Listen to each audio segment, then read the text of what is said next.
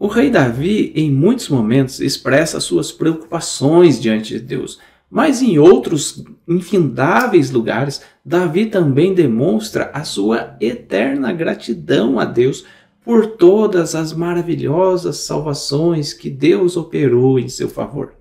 Será que a gente é capaz disso? De agradecer a Deus por todas as bênçãos recebidas? Davi, nesse salmo que a gente vai estudar hoje, afirma a sua fidelidade à Torá do Eterno e proclama as suas maravilhas ao mundo. As experiências pessoais de Davi e a sua resposta a essas experiências são paralelos das vividas pela nação de Israel ao longo de sua história. Vamos aprender um pouco mais sobre o Salmo 40 no vídeo de hoje. Continue conosco e não se esqueça, deixe seu like.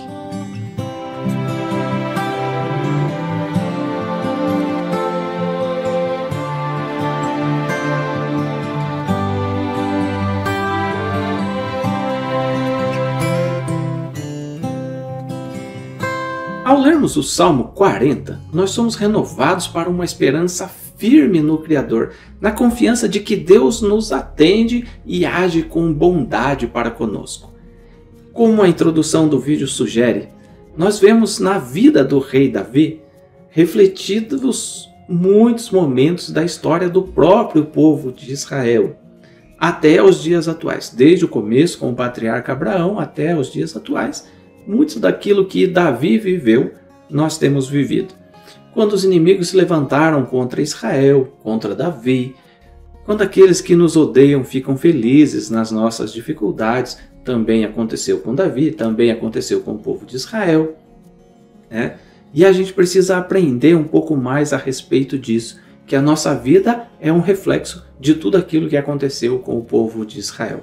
E para entendermos melhor esse paralelo, hoje vamos começar pelos comentários de um outro livro de Tehillim. Não iremos usar inicialmente o Rabino Chaim Kanievsky nesse livro, mas eu quero apresentar para vocês esse outro livro de Tehillim. Olha que interessante esse livro aqui. É edição da Beit Vengrovsky, muito interessante, escrito de forma interlinear. Você vai ver aí na sua tela agora, as palavras em hebraico e abaixo a sua tradução para o espanhol. Esse livro eu comprei lá em Jerusalém, em hebraico e espanhol, tendo abaixo os comentários rabínicos. Que interessante a gente tem dentro desse livro aqui, A abordagem interlinear traz para nós palavra por palavra, e isso é muito legal da gente aprender também. Bom, vamos começar aqui no versículo 3º. O versículo 3º do Salmo 40 nos diz assim: Salvou-me do abismo e do lamaçal. Sobre uma rocha me postou e orientou os meus passos. De acordo com o rabino Radak, quem foi Radak? Comentário Radak. Radak era um rabino francês chamado David Kimhi. Ele viveu entre 1160 e 1235. Esse texto do Salmo 40 quer dizer que é uma enfermidade gravíssima que Davi sofreu, que quase o matou. O paralelo com a história de Israel, salvou-me do abismo e do lamaçal, tem a ver com a escravidão do Egito, do abismo da escravidão do Egito, e o lamaçal, as águas do Mar Vermelho. Olha que paralelo muito interessante que a gente tem aqui. E o comentário do livro aqui também nos traz versículo por versículo. No verso 4, por exemplo, nós temos escrito: Em minha boca pôs uma nova canção, um cântico de louvor ao meu Deus. Possam muitos aprender o que aconteceu e adquirirão também confiança e temor no Eterno. O mesmo Radak, o mesmo Rabino David Kimhi, explica para nós que Davi expressava aqui: ao salvar-me esta vez, sinto-me na obrigação de cantar novamente por cada bondade que recebo do Eterno. Em minha boca pôs uma nova canção. Cada bondade que Deus faz para comigo. O paralelo com a saída dos filhos de Israel do Egito está justamente no fato de que, quando Israel saiu do Egito, o que aconteceu? Miriam com seu pandeiro saiu ali, as mulheres saíram cantando atrás dela, e logo depois você vê a canção Mihamocha Baelim Adonai, quando os filhos de Israel saem do Egito, eles trazem em seus lábios uma canção nova. Quem é como o eterno nosso Deus de poderosos atos? Então a gente vê sempre o paralelo. E por ver esse paralelo, deixa eu falar para você. Qual foi a última vez que você cantou de alegria diante de Deus? Por ter vencido algum obstáculo, por ter passado por alguma dificuldade e Deus ter te dado força. Será que você está de fato vivendo como Davi vivia a história de Israel na vida dele? Muitas vezes a gente vê grandes dificuldades, mas quando Deus nos livra, quando Deus nos dá vitória, a gente esquece de colocar nos nossos lábios uma nova canção, como relata o rei Davi nesse versículo. Muito interessante isso. Na sequência, o verso também fala daqueles que veriam e passariam a temer a Hashem. Vamos ler de novo? Possam muitos compreender o que aconteceu e adquirirão confiança e temor no Eterno. Quando a gente olha quem adquiriu temor a Deus, afinal de contas, na saída dos filhos de Israel do Egito. Se você ler o livro de Êxodo, capítulo 15, versículo 14 ao 16, ali nos diz assim: os povos o ouviram, eles estremeceram, agonias apoderaram-se dos habitantes da Filístia. Ora, os príncipes de Edom se perturbam, dos poderosos de Moabe se apodera o temor. Esmorecem todos os habitantes de Canaã. Sobre eles cai espanto e pavor, pela grandeza do teu braço, emudecem como pedra. Você vê aqui o temor dos povos. Voltando ao Salmo, nós temos ali no versículo 5: bem-aventurado é aquele que no Eterno deposita a sua confiança e que não se volta para os soberbos, nem para os que propagam mentiras. Que maravilhoso esse verso, hein? Vou ler de novo. Bem-aventurado é aquele que no Eterno deposita a sua confiança. Em quem nós depositamos a nossa confiança? O comentário desse livro ainda nos fala a respeito disso e ele diz que bem-aventurado é aquele que faz do Eterno a sua fonte de confiança. Há pessoas que compreendem que o Eterno abençoará os seus esforços, que seus negócios vão prosperar, seus empreendimentos terão êxito. Não obstante, bem-aventurado é aquele que faz de Hashem a sua fonte de confiança e deixa que seja o Eterno quem determine os meios pelos quais lhe serão dirigidas as bênçãos. Muitas vezes Deus nos abençoa, mas a gente quer a bênção financeira e a gente passa a confiar que o dinheiro que a gente ganhou de Deus vai nos salvar. E não é o dinheiro. Bem-aventurado aquele que confia no Eterno. Você consegue perceber a diferença? Confiar em Deus e confiar nas bênçãos que Deus faz vir sobre nós. Confie sempre em Deus. Confiar no dinheiro que Deus dá nem sempre é o caminho. Aliás, esse é um caminho perigoso. A bênção do Eterno independe da quantidade de dinheiro ou da prosperidade que nós tenhamos. E o verso não termina por aí. O verso diz: não se volta para os soberbos e nem para os que propagam mentiras. Aqui, claramente a gente vê que é para não depositarmos a nossa confiança em meios humanos para alcançar o poder. Se a gente for observar os poderosos atualmente, quase sempre eles estão ligados a pessoas arrogantes, cercadas de inverdades, para não dizer mentiras, cercadas de inverdade. O que a gente aprende? Não é bem assim. Sabe aquilo que o fulano faz, o governante, seja o governante do país, do estado, da cidade, vereador, sempre ou ele está cercado de pessoas carregadas de arrogância, que acham que são melhores do que os outros, só porque estão sob eles o poder governamental, ou estão cercados de pessoas que contam inverdades. Olha, eu fiz tal coisa, eu criei tal coisa, quando na verdade aquilo não é bem assim, né? Então, todos os políticos e profissionais de diferentes áreas, eles dependem de outras pessoas.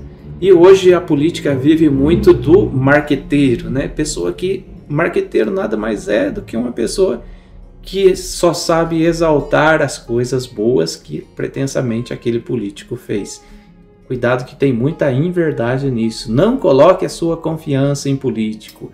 Não coloque a sua confiança em poderoso, gente. O poderoso de verdade é o Senhor dos exércitos, o Deus de Israel. Parece que as pessoas têm grande dificuldade de colocar isso na mente. Coloque isso na sua cabeça. Todo o poder pertence a Deus. Como diz o Salmo, não se volte para os soberbos e nem para aqueles que propagam mentira. Agora que a gente já usou esse livro aqui, se você quiser adquirir esse livro, eu comprei lá em Israel, talvez você possa encontrar em sites de internet ou eventualmente numa viagem para Israel a gente possa trazer para você. Vamos seguir então com o Rabino Chaim Kanievsky falando desse salmo. Salmos capítulo 40, na página 169 do livro. Chaim Kanievsky nos diz assim acerca desse salmo, usando o versículo 7 como base. Verso 7 diz: Fizeste-me compreender que nem oferendas nem sacrifício desejaste. Não requereste de mim sacrifícios para remir os meus pecados. Quando as pessoas procuravam o Rabino Chaim Kanievsky, buscando conselhos sobre como espiar determinado pecado inadvertidamente cometido por elas, o Rabino Chaim Kanievsky geralmente aconselhava essas pessoas a estudar a halahá relevante sobre aquele assunto. Digamos que você pecou transgredindo o Shabat. E aí Chaim Kanievsky vinha e falava: estude a halahá do Shabat, todas as 39 melahot, todas as regras do Shabat, porque isso vai te fazer bem. E aí ele explicava que a própria Torá tem o poder de expiar pecados. Preste atenção nisso. Rabino Chaim Kanievsky explicava que a própria Torá tem o poder de expiar pecados. E isso é especialmente verdadeiro, dizia ele, para as sessões específicas que abordam o pecado. Além disso, explicava ele, o estudo da halahá relevante dentro do seu próprio pecado torna menos provável que você volte a tropeçar nesse mesmo pecado no futuro. E essa demonstração de arrependimento, de techuvá, pelo pecado cometido e determinação de não mais repetir seus erros, essa é a essência da techuvá, trazendo, portanto, a expiação do seu pecado. Bom, vamos ao que a Torá diz. Pegue a sua Bíblia em Levítico capítulo 17. A Torá nos diz lá em Levítico capítulo 17, versículo 11: Porque a vida da carne está no sangue, e eu vou-lo tenho dado sobre o altar para fazer expiação pela vossa alma, porquanto é o sangue que fará expiação em virtude da vida. Levítico 17, 11. Então, o pensamento do Rabino Chaim Kanievsky ele está de acordo com aquilo que diz a maioria dos rabinos atuais e alguns antigos, quando falam que o estudo de trechos bíblicos e do Talmud expia pecado. Mas esse, obviamente, é um caminho perigoso. Vai contra o que está escrito na própria Torá. A Torá diz: é o sangue que faz expiação pela vossa alma. Não é o estudo da Torá, mas o sangue, o derramamento de sangue. Né? E eu trouxe hoje também para analisar com vocês um outro livro. Esse livro aqui, chamado Quanto a Mim, Minha Prece. Eu já usei ele em vários estudos, né? Na playlist de oração. Se você quiser, você pode acessar. Vou deixar aqui no card, aqui em cima, a playlist de oração, né? Onde você aprende a rezar de fato conforme o que a Torá diz. E para quem está habituado sabe que a gente pula algumas sessões do Sidur, né? Por que a gente pula? Por que a gente não faz essa ou aquela prece? Bom, se você pegar esse livro aqui, Quanto a Mim, Minha Prece, do Rabino Nissan Mindel, na página 82, você está vendo aí? Ele fala assim: os nossos sábios declararam que aquele que estuda as leis dos sacrifícios é tido como se os houvesse de fato ofertado. Olha bem isso aí, gente. Aquele que estuda as leis de sacrifício é tido como se os houvesse de fato ofertado. Em outra passagem do Talmud, encontramos a mesma ideia mais ampliada. Tá? Essa passagem do Talmud está no Tratado de Megilá 31b. Disse Abraão: Senhor do Universo, será bom quando o Beit HaMikdash existir. O que acontecerá quando ele não existir? Respondeu Deus: Eu já providenciei para eles o recital dos sacrifícios. Quando o lerem diante de mim, considerarei como se eles de fato os tivessem ofertado perante mim, e eu perdoarei os seus pecados. Isso está no Talmud. Mais ênfase sobre a importância de recitar os korbanot como substituto da oferenda na prática. Ou seja, não temos mais o templo sagrado. Basta a gente recitar a parte que fala dos sacrifícios. É como se a gente tivesse oferecido o sacrifício. Não, está escrito na Torá. É o sangue que faz a expiação. Não está escrito na Torá. Ler sobre sacrifícios expia pecados. Então, cuidado. A gente precisa ter um certo cuidado, né? A gente precisa prestar mais atenção. Olha o que diz na página seguinte, página 83. Os sacrifícios, fossem comunitários, aqueles ofertados em nome de todo o povo, ou individuais, eram o meio para atingir a expiação. Eram não, né? Continua a ser.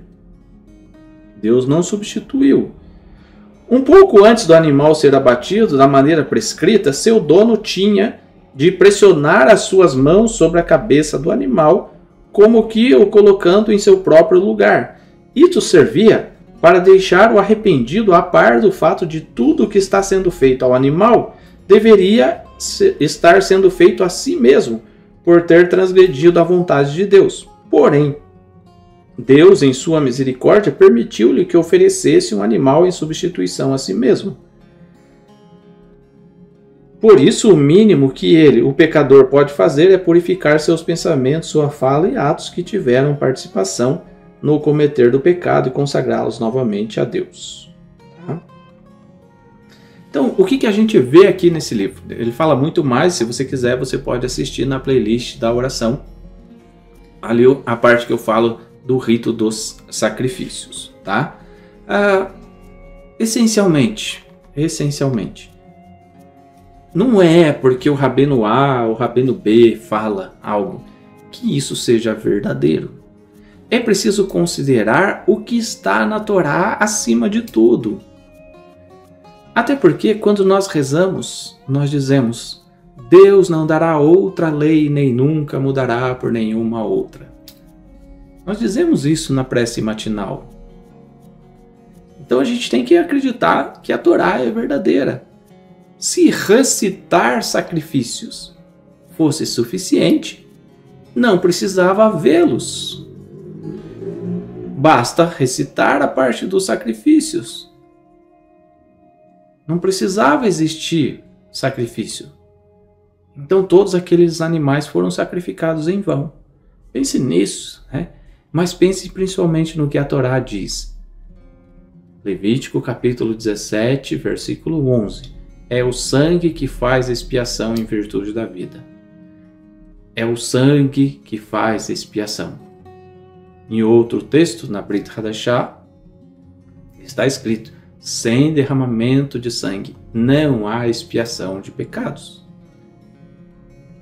Não é porque um rabino fala que a oração tal expia pecado, que de fato a oração tal expia pecado. O que expia pecados é o derramamento de sangue. Tá bom? Ficou claro isso para você? Se ficou claro, deixa aí nos comentários. Ficou claro que é o derramamento de sangue. Se não ficou claro, coloque também aí no chat qual o argumento bíblico, não rabínico apenas, mas bíblico, nos mostra que basta ler um texto bíblico que a gente tem o pecado expiado. Mostra para mim, tá?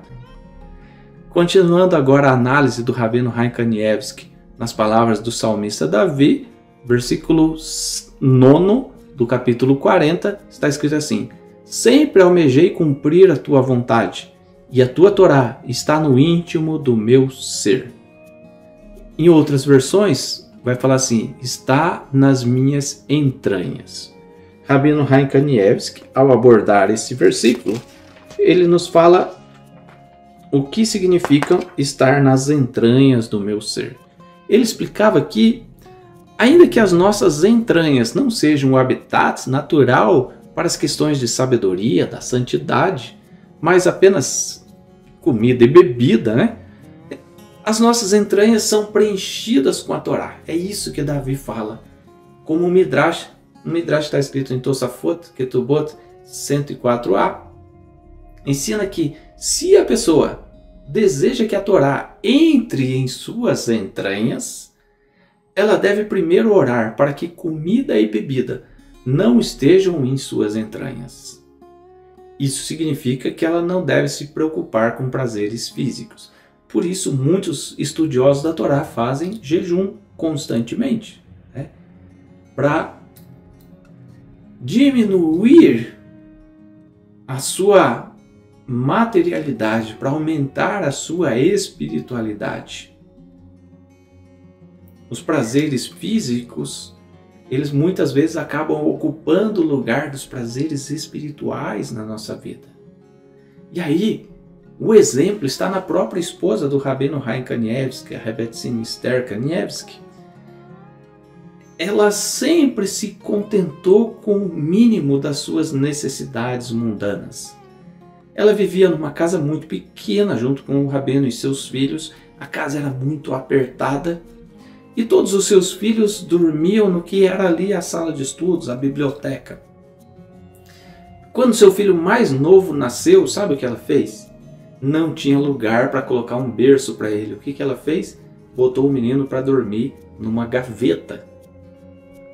As pessoas, elas imaginam o Rabino como alguém, uma casa muito chique, muito elegante, mas a Rebbetzin Esther Kanievsky mostra que a casa dela e do Rabino Chaim não era tudo isso que as pessoas imaginam.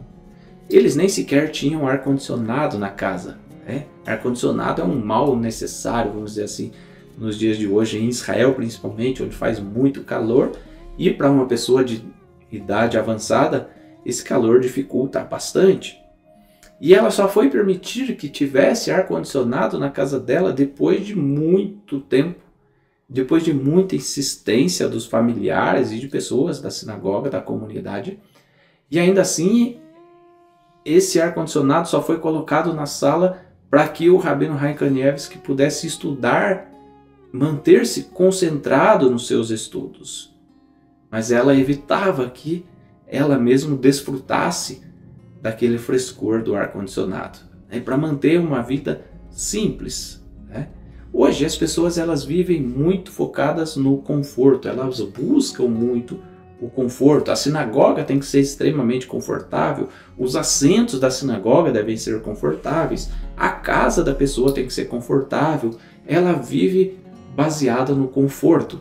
E esse é um problema que a gente gera para nós mesmos, sabe por quê?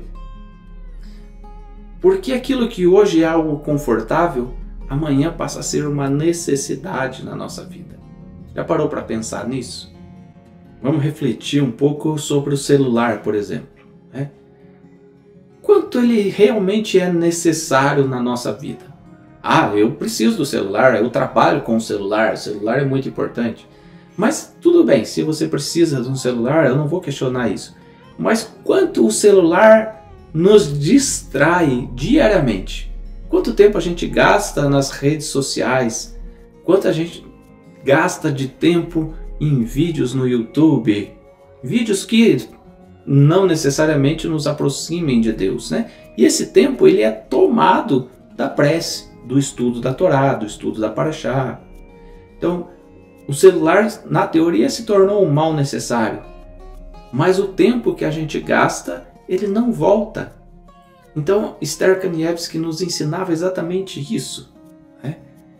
Que se a gente diminui o conforto, a gente não sente a necessidade daquele bem.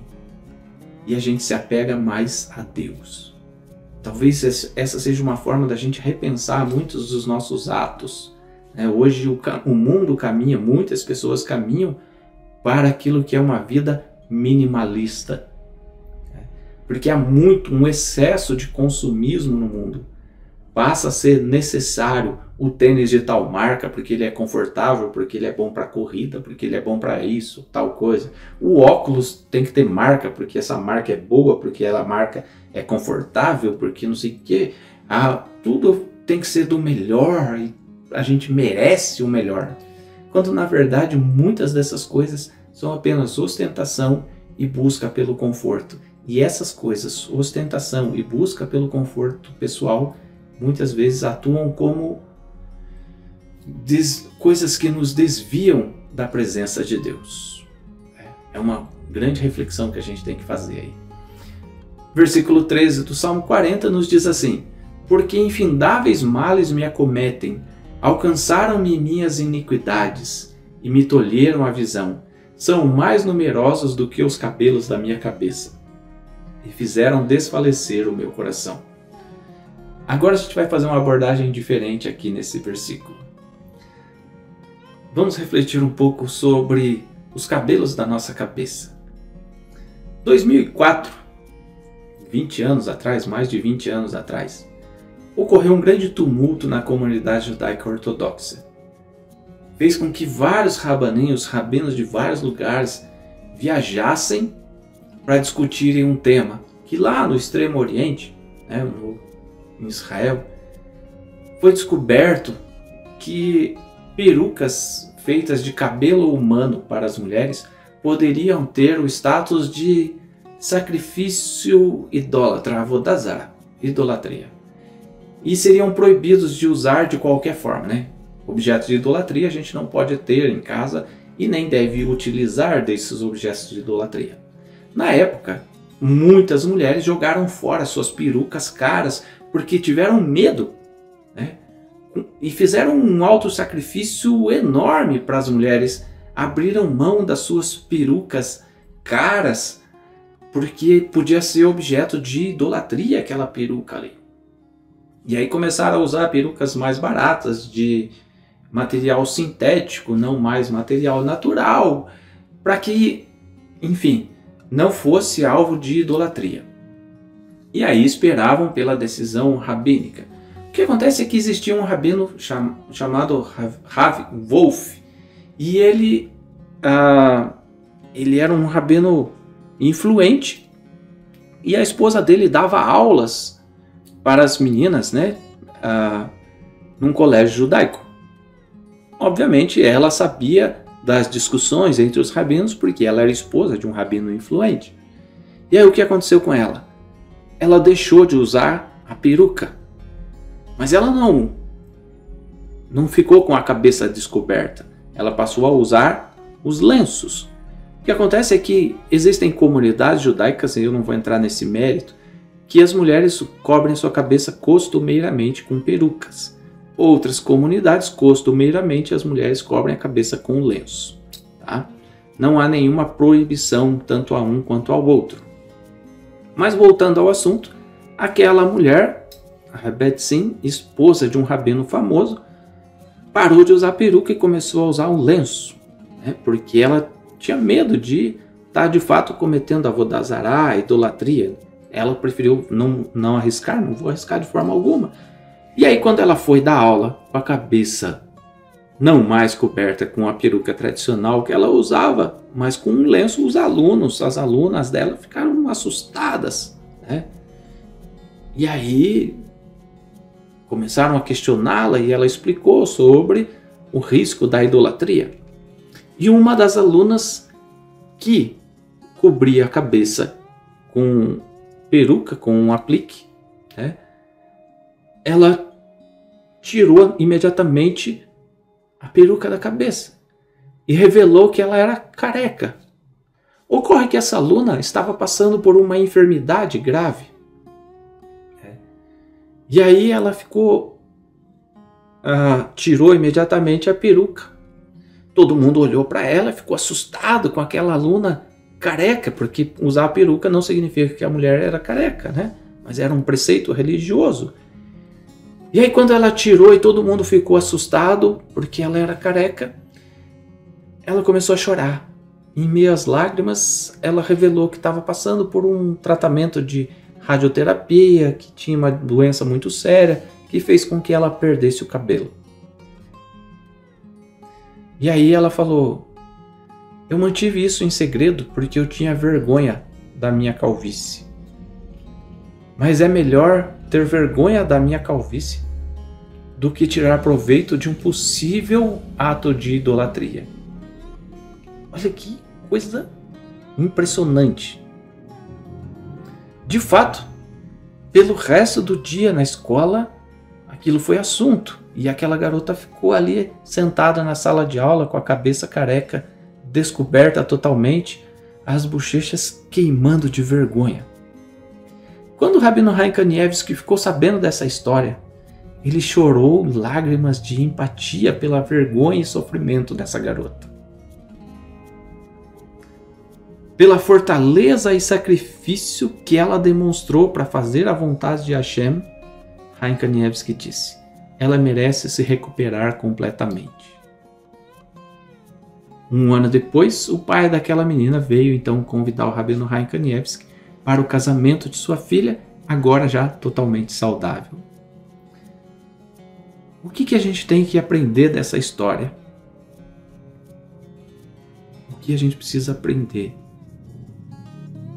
é que a gente deve estar disposto a expor as nossas vergonhas. Talvez tirar a peruca,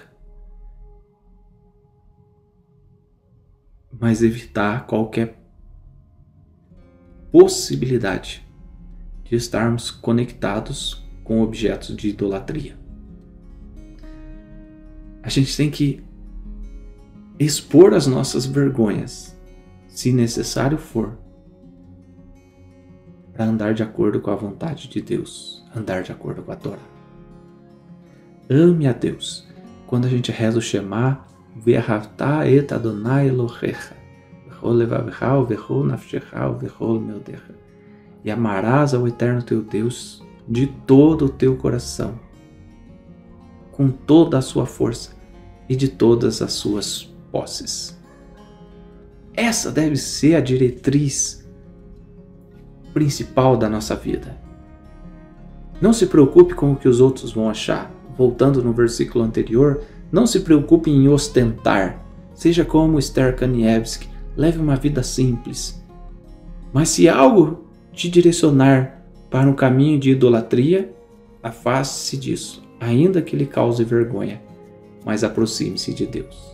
Espero que você tenha gostado. Se você gostou da história, se você gostou do estudo desse Salmo 40, se você gostou de aprender sobre a expiação dos seus pecados, que ocorre exclusivamente através do derramamento de sangue e não apenas por leituras, se você gostou, deixe seu like aí e deixe seu comentário. Assisti até o final e aprendi muita coisa. Coloque aí alguma coisa para eu saber que esse vídeo foi relevante na sua vida espiritual, tá bom? E eu espero de fato, de coração, que Deus te abençoe, que Deus cubra a sua vida de bênçãos e que possa eliminar da sua vida toda e qualquer causa de idolatria, tá bom? Grande abraço, que Deus te abençoe, shalom e até a próxima.